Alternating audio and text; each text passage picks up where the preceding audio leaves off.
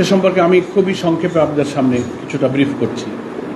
আমাদের সঙ্গে আপনারা দেখতে পাচ্ছেন বাংলাদেশ জামাত ইসলামীর সম্মানিত সহকারী সেক্রেটারি জেনারেল, আমাদের প্রচার মিডিয়া বিভাগের প্রধান অ্যাডভোকেট এহসানুল মাহবুব জুবায়ের এবং আমাদের প্রচার মিডিয়া বিভাগের সেক্রেটারি নির্বাহী পরিষদের সদস্য অ্যাডভোকেট মতিউর রহমান আকন্দ উপস্থিত আছেন। আমাদের ডক্টর মোহাম্মদ তাহের উপস্থিত ছিলেন, নায়েবে আমির। তিনি আমাদের আরও একটি প্রোগ্রামের কারণে তিনি কিছুক্ষণ পূর্বে বিদায় নিয়েছেন। আমরা খুবই সংক্ষেপে একটু ব্রিফ করছি। আমাদের দুই নেতা বলতে his Excellency's ambassador mister park Yangtze, তিনি বাংলাদেশের অগ্রসরমান উন্নয়নশীল অর্থনীতির দিকে খুবই ইঙ্গিত করেছেন যে একটা সম্ভাবনাময় অর্থনীতির দেশ হচ্ছে বাংলাদেশ। ফলে টেকসই অর্থনীতির জন্য, সাস্টেনেবল ইকোনমির জন্য আমাদের অনেক কিছু করবার সুযোগ, স্কোপ এবং সোর্স এখানে বিদ্যমান।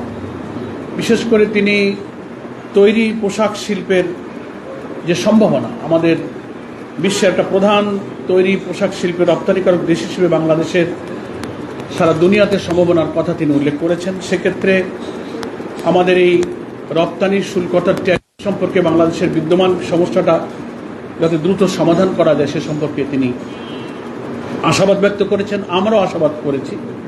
উই আর হোপফুল, আশা করা যায় এটা একটা সহনীয় পর্যায়ে ট্যারিফটা আমাদের জন্য নির্ধারিত হবে।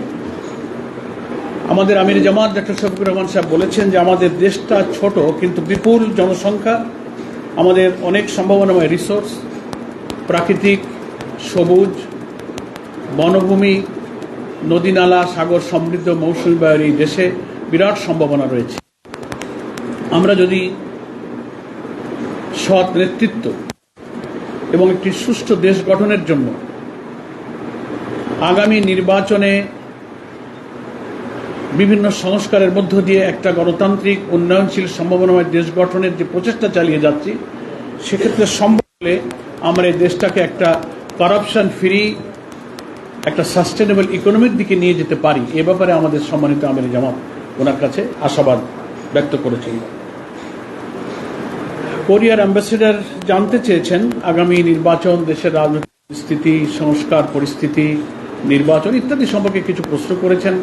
সে ব্যাপারে আমাদের সম্মানিত আমির জামাত বাংলাদেশের এসব বিষয়ে যে তথ্য সকলেই আমরা যেটা জানি সেগুলো উনি অবহিত করেছেন যে আমরাও একটা গুরুত্বপূর্ণ মেজর ইস্যুতে সংস্কার করে একটা ঐক্যমত্য পর্যায়ে পৌঁছবার জন্য সরকার যে সহযোগিতা করে যাচ্ছে, জামাতের প্রতিনিধি দল ঐক্যমত্য কমিশনে প্রতিদিন নিরবিচ্ছিন্নভাবে সেখানে সময় দিচ্ছেন। আমরা আশা করি একটা ঐক্যমতের ভিত্তিতেই আগামী নির্বাচনে একটা সুষ্ঠু নিরপেক্ষ নির্বাচনের পরিবেশ ইনশাল্লাহ তৈরি হবে।